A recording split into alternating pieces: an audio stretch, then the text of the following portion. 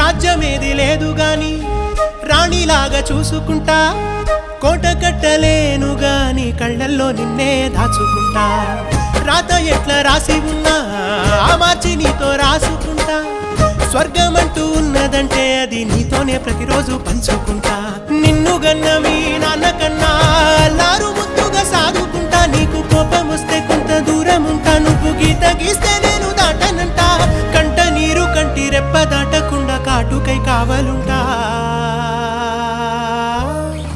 రాంబాయి నీ మీద నాకు మనసాయనే,